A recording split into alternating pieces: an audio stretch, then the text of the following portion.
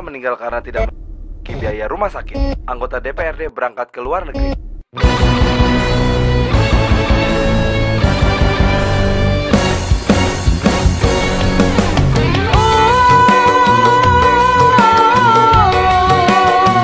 Permisi, ku ingin curhat di sini.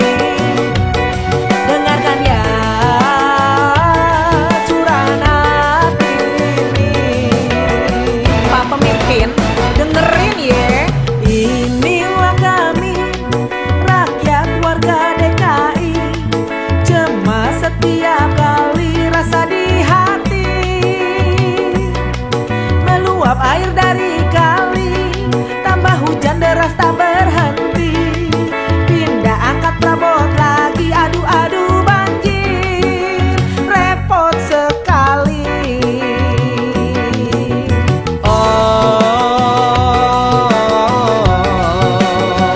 Permisi. Ku ingin curhat di sini. Dengarkan ya curahan hati ini. Kami warga DKI, kepala janda jenuh tiap hari. Keluar rumah pagi-pagi, pulangnya tiba sampai malam hari. Mobil kacau semrawut, motor juga pada ngebut.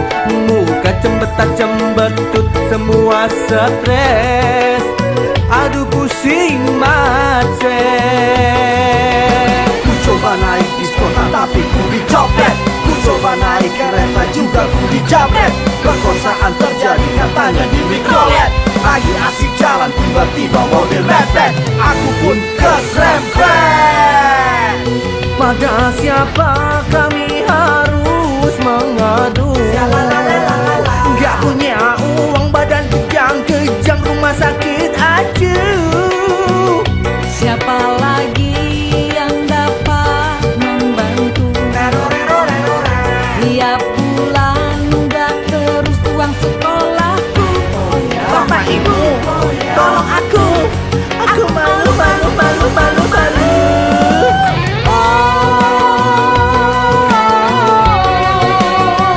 Permisi, ku ingin curhat di sini. Dengarkan ya curahan hati ini. Kami mencari pemimpin sejati yang mencintai kami dengan hati yang murni, tak peduli meski bukan orang Betawi. Walau dia wong Solo, tapi atine wicaksono. Walau matanya sipit, yang penting besar mata nurani. Yang telah terbukti Jokowi Basuki, mantan wali kota dan mantan bupati. Kalau gak percaya, coba ngecek sendiri.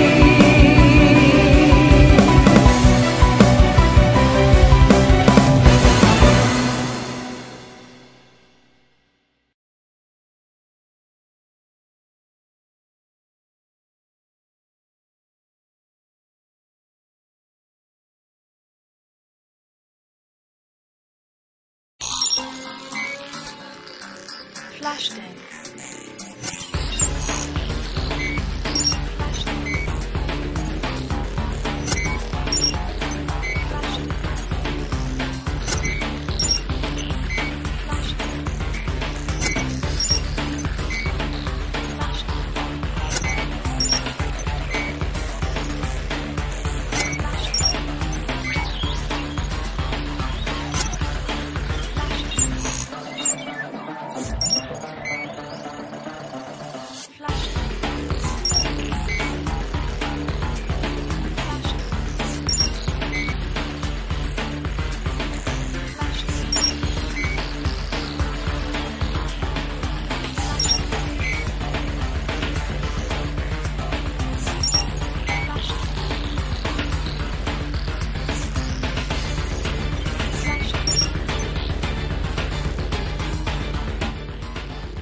Ayo semua pilih nomor 3, Jokowi dan Basuki. Semua untuk Jakarta Baru.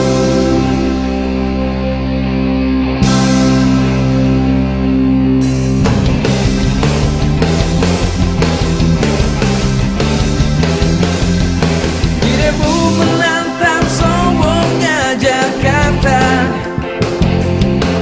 Janjimu bukanlah hanya mimpi belaka.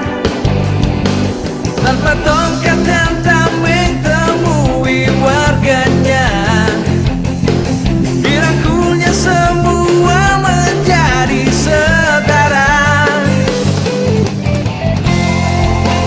Jakartaku, rumah kita bersama, dan tak ada yang berbeda.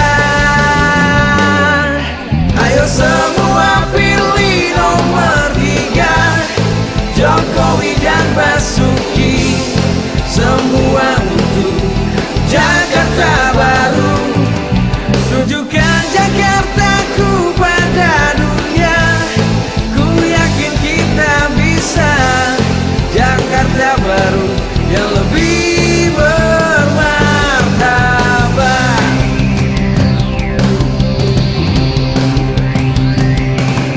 Tanpa tongkat dan tameng temui warganya. Dirangkulnya semua menjadi setara.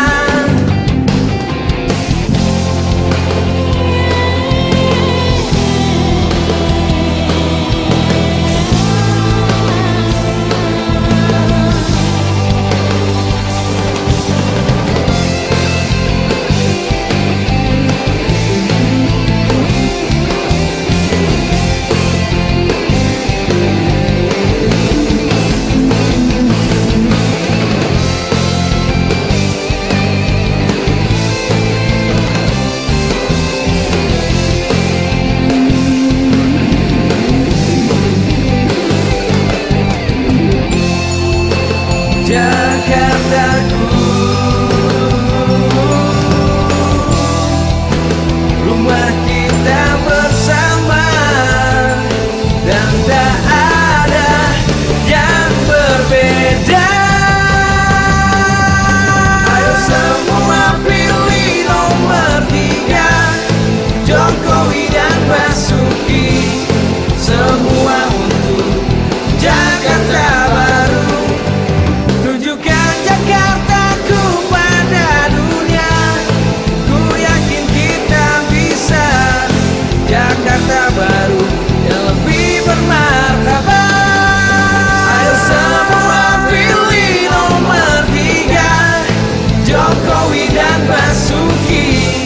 Semua untuk Jakarta Baru. Tunjukkan Jakartaku pada dunia. Ku yakin kita bisa. Jakarta Baru yang lebih bermartabat.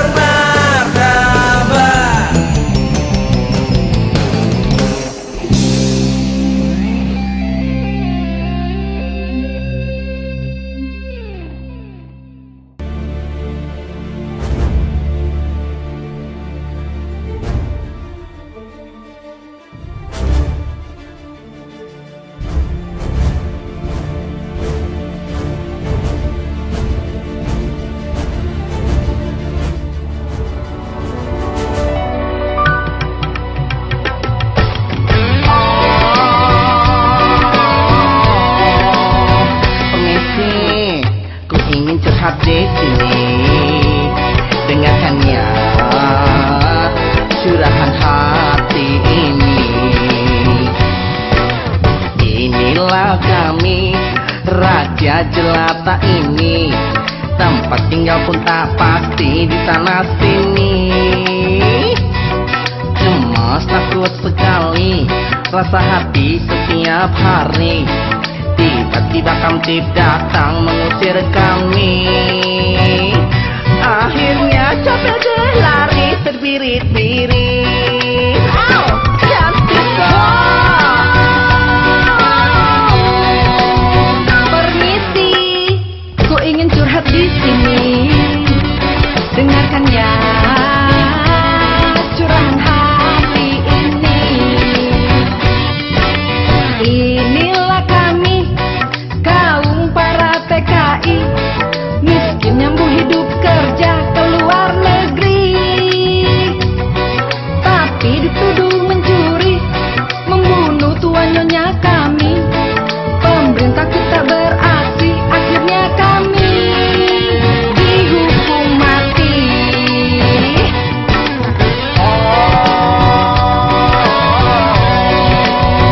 Permisi, ku ingin curhat di sini. Dengarkan ya, curahan hati ini. Aku Rasulullah, ketua grup tukang beca, ditunjuk menjadi gubernur kota Jakarta. Namun apa daya, persyaratan tak diterima karena Rasulullah tidak sekolah. Kami adalah pemuda-pemudi, kami sudah happy lihat negeri ini. Contoh kecil kasusnya Century seolah berakhir, tak terdengar lagi. Pada siapa kami harus mengadu? Nasaruddin dipaksa pulang juga nggak mau. Siapa lagi yang dapat membantu? Ternyata negeri ini banyak yang palsu, palsu, palsu, palsu, palsu, palsu, palsu. Kunci palsu, surat palsu, rambut palsu, dadanya pun dada palsu, Ega juga palsu.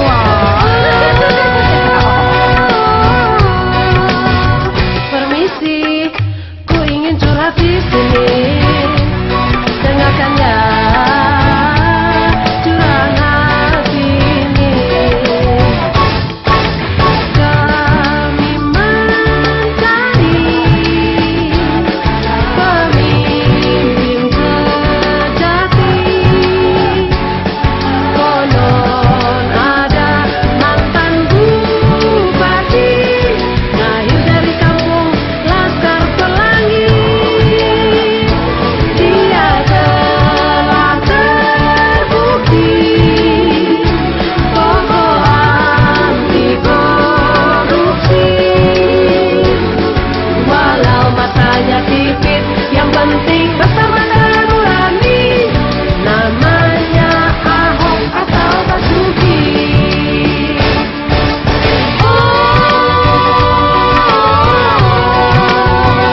Permisi, siapa dapat yang palsu?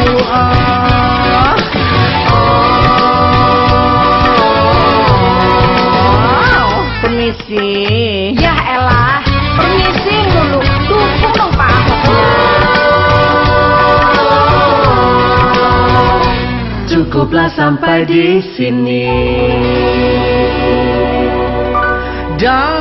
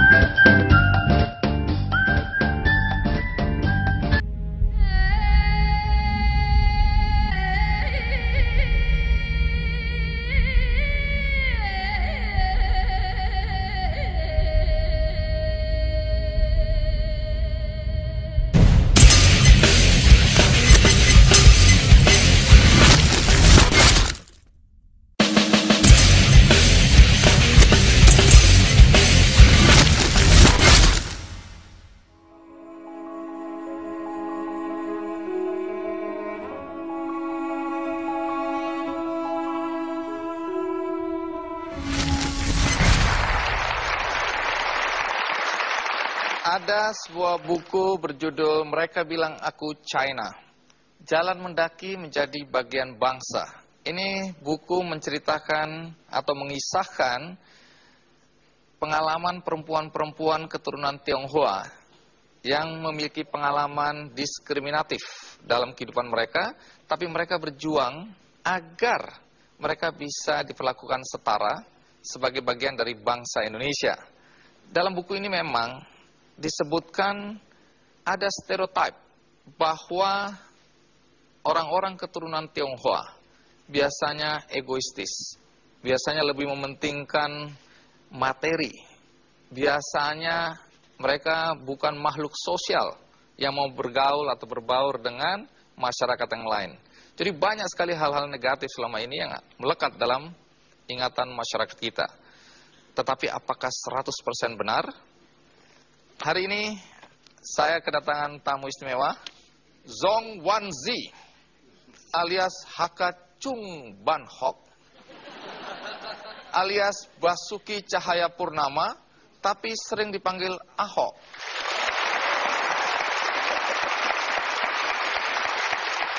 Kenapa nama Anda banyak sekali? Nama asli ya cuma Basuki Cahayapurnama, tapi kan sebagai turunan Tionghoa, orang tua kita pasti kasih nama Tionghoa. Karena saya tinggal di lingkungan Hakka, ya panggilnya Chung Ban Hok. Chung Wan Xie itu bahasa Mandarinnya sebetulnya. Karena Hoknya saya itu bukan Hok hoki, tapi Xie itu belajar. Bapak saya pengen saya itu banyak belajar. Kan lebih gampang dipanggil Ahok. Memang di kampung orang lebih sering panggil saya Ahok. Tapi banyak orang kira Ahok saya itu Ahok hoki gitu loh. Padahal bukan Hok dari hoki, tapi Hok dari Xie sekolah. Baik, tahun 2005 ya, Anda menarik perhatian banyak orang pada saat pelantikan sebagai Bupati Belitung Timur. Karena banyak orang bilang, loh kok ada orang Tionghoa jadi Bupati? Apa reaksi pertama orang ketika tahu Anda jadi Bupati? Ya orang pikir nggak mungkin ya, karena di sana kan 93% masyarakat Muslim. Jadi setelah hitungannya nggak mungkin Muslim itu mau memilih turunan Tionghoa dan apalagi saya Kristen. Jadi katanya double sial nih, nggak mungkin gitu, secara politik ya. Tapi saya katakan masyarakat kita lebih cerdas gitu loh. Banyak yang ditanya, kenapa pilih Basuki? Dia masyarakat sana 93% Muslim bilang Basuki itulah Islam, cuma dia belum dapat hidayah jadi Muslim.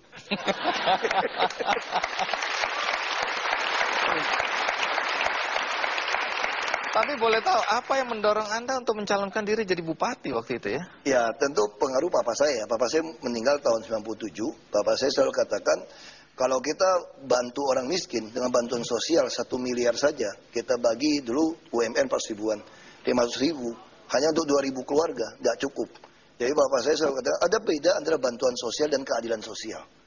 Kalau bantuan sosial itu seperti ini, kalau tiap kali orang datang ke sini digebukin, lalu Pak Andi bantu, ngobatin, kasih duit, itu namanya bantuan sosial. Tapi kalau Pak Andi menjamin siapapun yang datang ke sini tidak digebukin lagi, tidak ada yang digebukin, itu namanya keadilan sosial. Makanya sila kelima kita tuh bukan bantuan sosial bagi seluruh rakyat Indonesia, tapi keadilan sosial.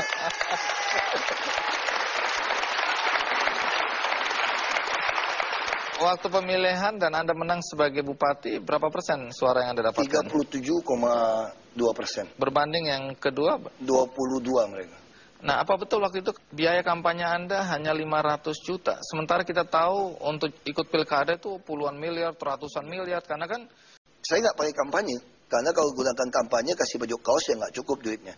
Saya hanya sediakan bakpao, orang datang ke rumah setengah 8 malam. Lalu kita modalnya ya stiker, gantungan kunci, kalender, lalu kartu nama, nomor handphone. Jadi yang saya jual itu, masyarakat kalau saya kasih Anda 5 kilo beras, kampanye, mungkin Anda masih punya 10 kilo. Kalau saya bawa dokter ngobatin Anda masih sembuh, cuma vitamin. Tapi yang saya butuhkan ketika Anda tidak punya beras, ketika Anda sakit, diperlakukan tidak adil, Anda butuh nomor telepon pejabat. Yang kamu butuhkan itu nomor handphone saya. Supaya Anda bisa SMS dan saya bisa turun.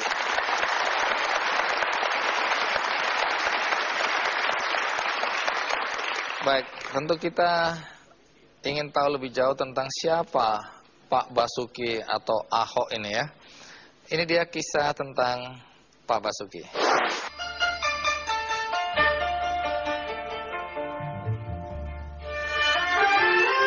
Orang miskin jangan lawan orang kaya. Orang kaya jangan lawan pejabat. Inilah filosofi yang digunakan sebagai penyemangat hidup oleh seorang pria kelahiran Belitung Timur 29 Juni 1966. Berbekal pelajaran dari almarhum ayahnya, Basuki Cahayapurnama kian mantap dengan filosofi hidupnya tersebut. Basuki Cahayapurnama, atau yang dikenal sebagai Ahok, adalah sosok manusia dermawan yang tak segan menyuarakan kenyataan pahit lembaganya kepada masyarakat umum. Berawal pada tahun 2001, pasca ditutupnya pabrik pengolahan pasir miliknya karena dianggap tidak sejalan dengan kebijakan penguasa setempat, membuat bapak beranak 3 ini alih profesi dan terjun ke dunia politik. Lihat saja kiprahnya. 7 bulan menjadi anggota DPRD tingkat 2, Ahok langsung menjabat sebagai bupati di Belitung Timur. Semasa menjabat, ia hampir tak pernah absen di setiap warung kopi bersama warganya sebagai media untuk mendengarkan secara langsung keluh kesah warganya. Tak heran bila kemudian seluruh warganya mengenal baik setiap digit nomor telepon miliknya. 2 tahun menjabat bupati, anak sulung dari 3 bersaudara ini mengundurkan diri sebelum masa jabatannya sebagai bupati berakhir dan ikut dalam pemilihan sebagai gubernur di Bangka Belitung. Meski gagal, usahanya tak berhenti di situ. Saat ini, Ahok yang bernama Tionghoa Zhong Wanzi atau HK Chung Ban Hok yang duduk sebagai anggota DPR dalam Komisi 2 ini, selain memberikan advokasi hukum seputar pentingnya identitas diri seperti KTP dan akta lahir, juga memberikan layanan sosial pada masyarakat.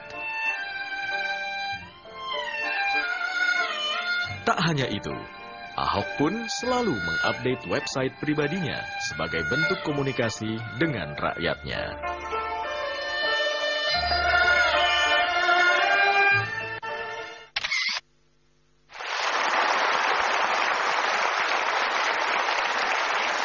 Sebelumnya Anda kan pengusaha ya?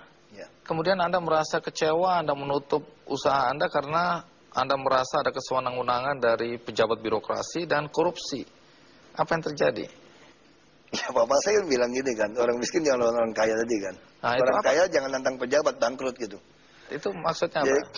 kalau kita mau melawan pejabat, harus jadi pejabat, kata bapak saya. Nah, kalau jadi bupati kan minimal kita mengendalikan 100 sampai 200 miliar. Bantuan sosial 2 miliar. Kita kasih aja masyarakat yang minta, yang butuh, kan bukan duit kita ini. Jadi kita untung sebetulnya. Kita rebut ini APBD ini, supaya rakyat bisa rata. Ini keadilan sosial sebetulnya. Nah, waktu Anda tutup, itu sebenarnya Anda kecewa dan Anda mau meninggalkan Indonesia, apa betul? Iya, betul. Jadi waktu itu saya minta izin papa saya, ya bagaimana hutan lindung bisa pindah ke tempat saya, lalu saya tutup gitu, sewenang-wenang gitu kan. Jadi saya frustrasi, saya bilang, Pak, saya mau pindah ke Kanada. Kemudian teman saya mau ngajak saya ke sana. Papa saya nggak boleh. Nanti ada berubah. Saya, apa yang mau berubah, Pak? Terus bapak saya bilang ini, kamu percayalah. Satu hari kelak, rakyat akan cari kamu, akan milih kamu untuk memperjuangkan nasib dia. Saya mau ketawa, nggak berani ketawa lagi. Jangan. Tapi ternyata 10 tahun kemudian, 2005, betul-betul masyarakat tuh pilih saya jadi bupati untuk memperjuangkan hak mereka. Ada yang bilang bahwa pilihan masyarakat terhadap Anda tidak lepas dari perbuatan ayah Anda. Ayah Anda ini siapa? Kin Nam ini. Ya, ada juga yang bilang begitu, tapi sepenuhnya betul juga tidak juga. Jadi papa saya tuh selalu dari dulu bantu orang-orang miskin. Kadang dia minjem uang untuk kasih orang. Oh, jadi memang jiwa sosialnya tinggi sekali ya. Tapi ibu kelihatannya nggak setuju Anda terjun ke dunia politik ya? Pertama kali masuk politik, memang mama saya itu marah sama saya. Kamu ini waktu papamu hidup suruh masuk organisasi pemuda, saya tidak mau gitu loh. Papamu sudah meninggal baru mau main politik, ini kan bahaya gitu kan. Nah, tapi setelah kita jelaskan situasi ini, kita menanggung warisan sosial juga dari papa kan. Orang susah datang mau berobat, mau sekolah, rumah mau roboh. Kita di rumah juga kerjanya berantem sama pejabat, duit juga susah kan. Sementara lihat orang gitu banyak, kita mau bantu juga nggak bisa. Makanya saya bilang satu-satu caranya kita lawan. Ya kita lihat ini terjadi ketidakadilan, ya kita harus rebut itu supaya jadi adil. Kita lawan udah, nggak peduli. Sama masih setuju.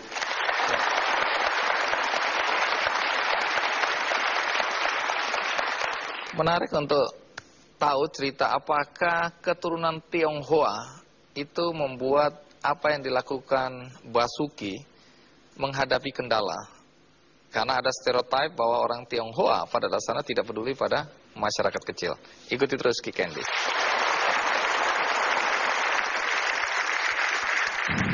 Saya bilang enak dengkul lo. Dulu waktu saya SMP saja, SMA, saya pengen cuma ngibarin bendera kagak dikasih, cuma gara-gara saya orang Tionghoa. Sekarang saya bisa berdiri jadi inspektur upacara, pakai baju putih, lo tembak juga gue rela.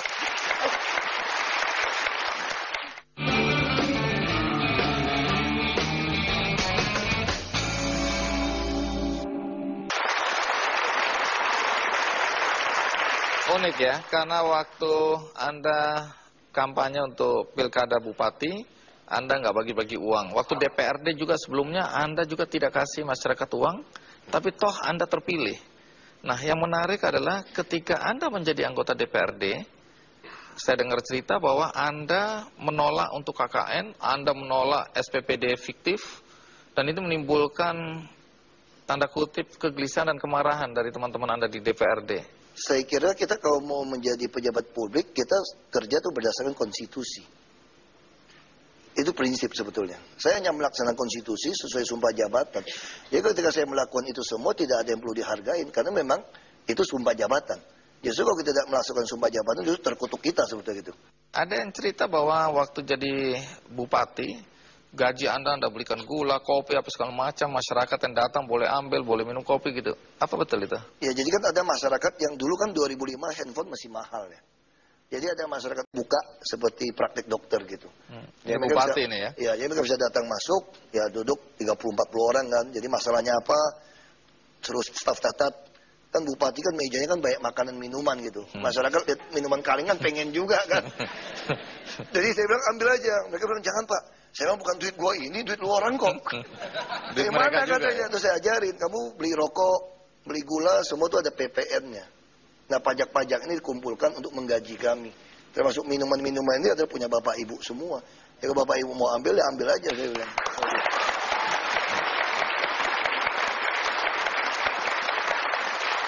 Kalau tadi Anda sebutkan bahwa di Belitung Timur, Tionghoa itu minoritas ya? Tionghoa 5,8% katanya sih. Apakah Anda nggak mengalami hambatan dalam melaksanakan tugas sebagai bupati, apalagi Anda mau sok lurus gitu ya?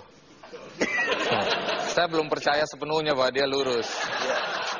Jadi kalau di DPRD kan mayoritas. Lalu mereka mengancam tidak mau membahas anggaran saya. Sekda panik juga. Saya bilang sama Sekda, kasih tahu aja mereka. Nggak usah dibahas gitu loh. Jadi kalau tidak dibahas itu anggaran, kalian nggak boleh gajian, nggak bisa jalan-jalan, nggak bisa nyolong lagi SPPD fiktif. Saya gunakan aja anggaran tahun lalu. Coba aja. Akhirnya mereka pada datang nyerah juga. Kayak itu Bapak Bupati mau bahas gimana? Saya bahasnya gampang. Saya pengen sekolah sampai SMA itu kita tanggung SPP-nya. Lalu kita pengen kita asuransikan seluruh penduduk. Dari ambulan sampai ICU, sampai meninggal harus kita kasih uang. Tapi bukan dikasih pengobatan gratis. Kita jamin asuransi. Jadi itu kita lakukan. Nah, saya walaupun DPRD tidak saya kuasai, dulu kepala dinas juga menantang saya, dan masyarakat juga merasa 60% yang rasis kan tidak mau menerima saya gitu. Ya itu memang dihantam. Nah, saya contoh yang paling kurang ajar sekali itu untuk 17 Agustus saja ada yang punya isu tidak mau kasih hormat sama saya karena kafir di depan gitu loh. Lalu saya bilang solusinya gimana? Suruh wakil. Saya bilang enak dengkul lo. Dulu waktu saya SMP saja, SMA, saya pengen cuma ngibarin bendera kagak dikasih, cuma gara-gara saya orang Tionghoa. Sekarang saya bisa berdiri jadi inspektur upacara, pakai baju putih, lo tembak juga gue rela. Kapan lagi gue berdiri? Ya kan? Ya, Anda pernah terpilih sebagai 10 tokoh ya yang mengubah Indonesia versi majalah Tempo. Apa yang Anda ubah di Belitung Timur? Yang saya bangun itu suatu konsep bahwa sebetulnya masyarakat kita ini kasarnya nggak usah diurusin kok. Yang penting waktu dia sakit negara jangan merampok dia. Yang penting waktu dia mau ngurus identitas, akte lahir, kartu keluarga, akte kematian, KTP itu tidak diperes. Dan kita jadi pengawasnya. Lalu ketika anaknya pintar kita bisa kuliahkan. Baru ada perubahan nasib. Kita harus bantu sampai sertifikat. Jadi prinsipnya saya punya keyakinan itu. Yang terutama yang paling harus dilakukan adalah soal pendidikan dan kesehatan, jaminan. Makanya seluruh masyarakat saya asuransikan dengan PT Askes. Tapi bayar setengah harga, kita deal sama dia. Sehingga semua orang yang sakit sampai obat ditanggung.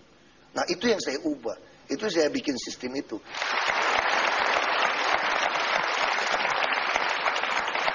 Anda kemudian mencalonkan diri untuk menjadi gubernur, bahkan untuk itu Anda mundur dari bupati sebelum masa jabatan ya.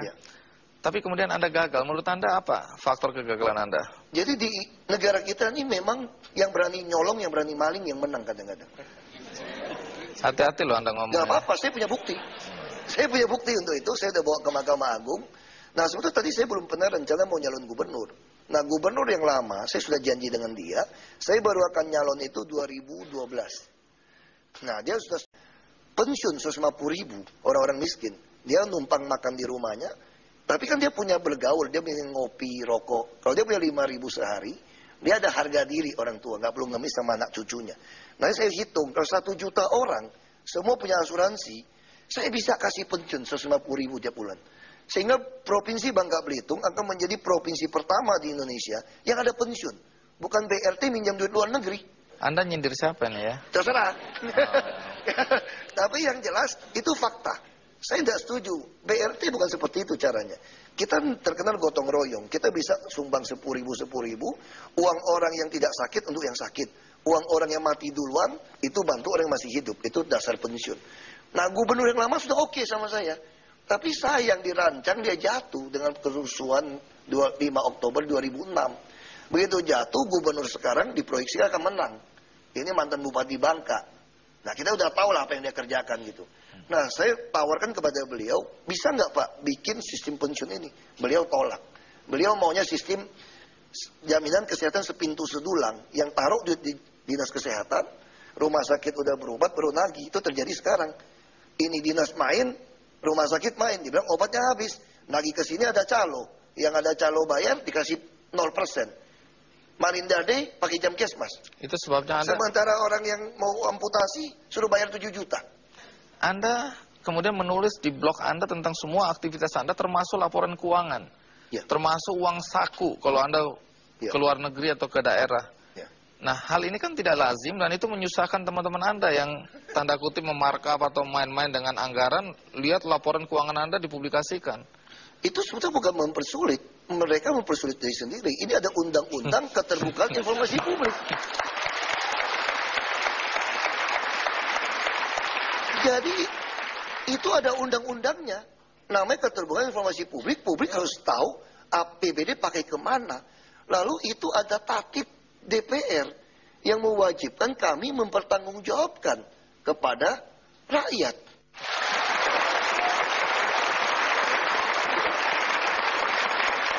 Sekarang kalau saya mau tanya, apa sebenarnya tujuan hidup Anda sih?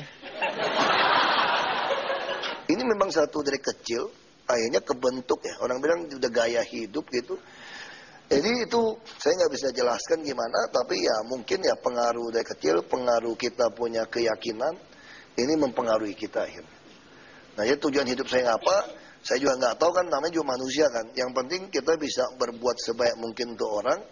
Nah saya sebagai warga negara, saya katakan saya mau mewujudkan keadilan sosial, bukan bantuan sosial, nggak sanggup saya.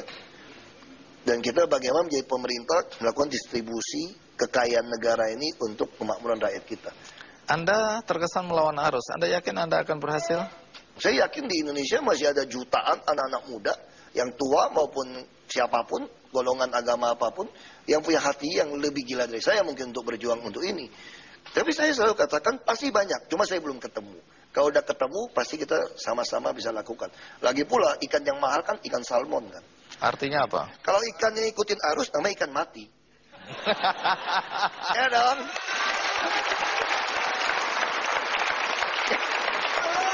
Kalau ikan yang lawan arus kan ikan hidup.